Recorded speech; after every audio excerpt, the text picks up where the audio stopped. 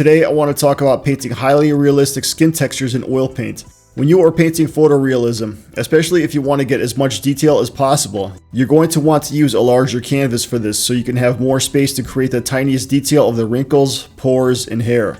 Painting these details requires several steps. I already have the basic skin tone layer established here. What I have done here is you can see I painted some bands of color here that range in value, and I'm going to blend them together. Many portraits have this technique for painting the flesh tones, but since we are making them photorealistic, we are taking it further by adding on top of the layers. Once I finish this part, and very importantly while it's still wet, I now start to paint the textures. I'm using my fine detailer brush, having some titanium white paint. I'm painting these tiny dots in this area, spreading them out randomly but making sure I cover up the entire area evenly. Make sure to keep them very small. Then I switch to a tan mixture and do the same thing.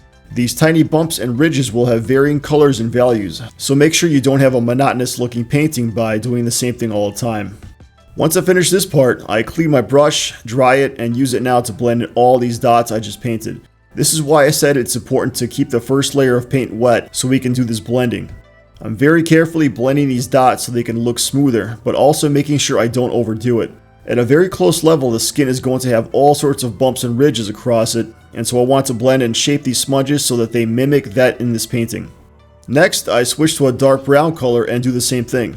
I spread them out evenly but randomly, but also make sure I don't paint over any of the white dots. Also pay attention to the relative value of these dots compared to the surface you're painting on. In the lighter parts, you can make these dots lighter so that they don't have that much of a contrast between their values. It'll make blending them a lot easier when we start doing that. The focus here is to paint in between the lighter smudges I just did. This way we can shape these indentations of the skin without interfering with the other parts. If you do find yourself having painted too much of a particular color, go back and get a different mixture and break down that area again. Notice how this is all starting to come together. It's really as simple as this, just painting some basic flesh tones and then adding on top of that.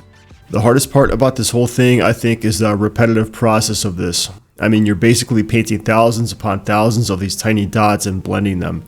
And this is just one small portion of the face that I'm painting. The same principle applies to all other parts of the skin. And of course, the colors and values are going to vary depending on the intensity of the light and region of the body. This part in particular has more convex shaped textures that tend to come outward, but other parts have smoother textures where these dots are even smaller and may have more of a tendency to being shaped more linearly.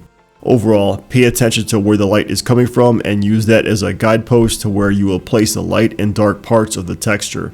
If you have ever painted a rocky surface on a mountain or a ground area, this is a pretty similar thing except on a much smaller scale. Also, notice the huge transition of value in this region of the face, and how the textures become lighter as they move towards the brighter parts of the face. Pay careful attention to your paint mixture and adjust the lightness of it accordingly. Painting these textures can be time consuming, so another thing I do is paint small regions of the painting. I apply the base tones in the local area I want to paint, and then I add the textures in that specific spot. Also, very important, pay very careful attention to the colors of the main flesh tones so that they match the colors of the other areas that you have painted, so that as you continue on the painting, they blend together seamlessly. And that's really it. It takes a long time to create a painting like this, and this painting is still a work in progress that I hope to finish soon. Anyways, I hope this quick video and demonstration helped you out. Let me know what you think. I'll see you in the next video.